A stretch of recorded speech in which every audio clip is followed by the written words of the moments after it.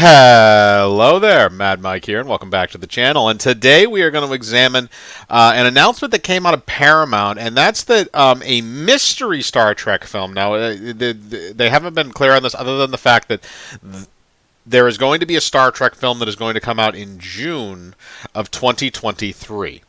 As of right now, that film has absolutely nothing on the table for details or anything like that. So this video is 100% speculation because there's about 20 different Star Trek motion picture properties that have been floated around the last 2 to 3 years. And I kind of want to go over each one of those things and the possibility that this new Trek movie could be related to one of those. Now, the least likely ones, I feel like, Quentin Tarantino's Star Trek film, which I know that I believe he did at least write a script for it. But I don't believe that it was ever, it never went into any kind of stage of production past the script writing phase. I think Tarantino's probably tied up in other projects at this point, because again, the reports on that were a while ago. So I doubt very much it is Tarantino's Star Trek film. It would be interesting if it was, because that is something that I would like to see. Just because it sounds like a kind of weird marriage between two very contrasting styles, with Tarantino's traditional style, with the way that he directs his films and the way that he writes his films, versus what we kind of associate normally with Star Trek. So that would be interesting, but I doubt that that's probably going to happen. The other one that's probably the least likely is a continuation of the Chris Pine Star Trek universe, because Chris Pine has been caught up in a lot of contractual things where they originally, I believe, he was semi-contracted for a fourth film. I think they actually had to sign him back on after Star Trek Beyond to try and get him in for a fourth movie. So I don't know what the deal is with that. And then the other thing is they wanted to bring in Chris Hemsworth for that, because they wanted it to be kind of a time travel story. And that's kind of a funny... the only thing is that, like, that Chris Hemsworth literally had like a probably not even 5 minutes of actual on-screen time in Star Trek 2009, where he played Kirk's father. And I guess a spoiler for a 12-year-old movie, he dies at the beginning of the film. So you never see him past that. So that's kind of the contracting both of those guys, because they're both involved in a lot of projects right now, is going to be challenging in and of itself. And then on top of that, getting this whole thing written and getting it made. So, I mean, I don't think that film ever really got past the conceptual phase, maybe the early writing stage, but I don't think they ever had anything solid, or at least nothing finished in terms of a script. So I doubt very much it's going to be a continuation of the J.J. Abrams universe, at least with the Kirk character and the main characters from that. Now, there are a couple other ones that are up on the table that are a bit more likely. Now, one that I actually did a video on a while back when it first was reported is that Nicholas Meyer, who is the director, who was the director of Star Trek II: The Wrath of Khan and Star Trek VI: The Undiscovered Country, both of which were really good Trek movies, including Star Trek II, which is the best one,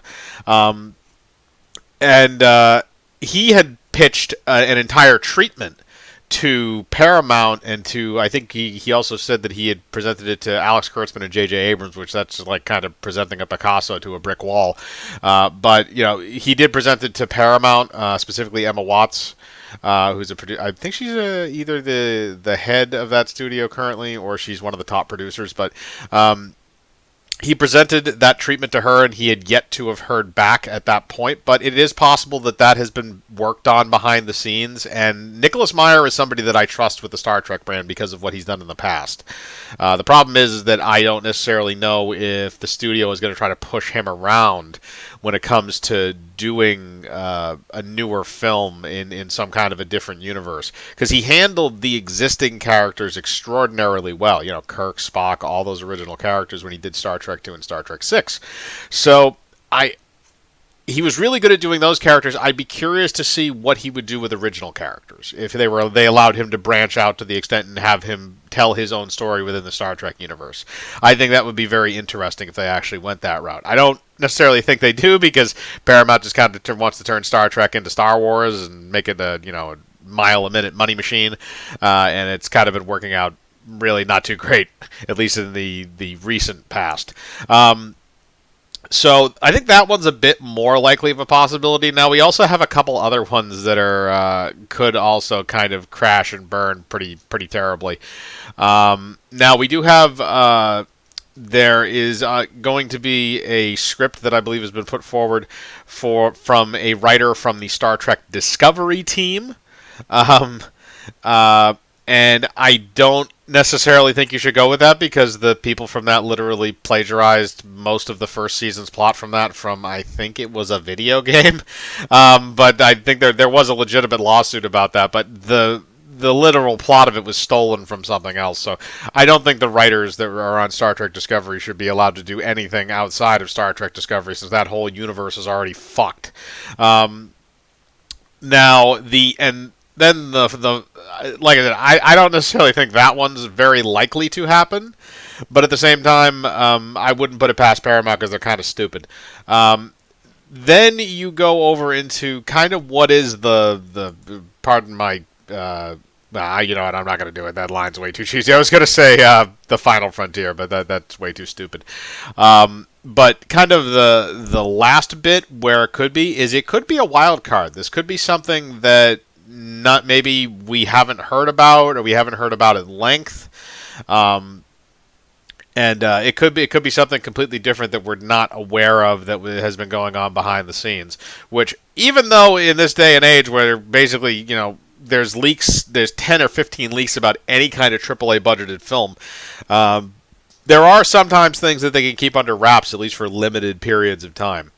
And the thing is, if you're going to do something original in the Star Trek universe, don't do what they did with Star Trek Discovery, where they had plenty of freedom to do what they wanted to do in that series in terms of a story element aspect, where they could have played around with a lot of different things.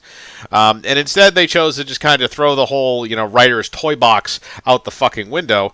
And instead of actually making somewhat of a decent and interesting original plot, they just plagiarized something off of something else. So it's not what you want from a Star Trek series. And in saying that, I will also admit that even in the previous series, they did similar things. Star Trek the Motion Picture basically has a very similar plot to an original series episode. I believe it's called Nomad.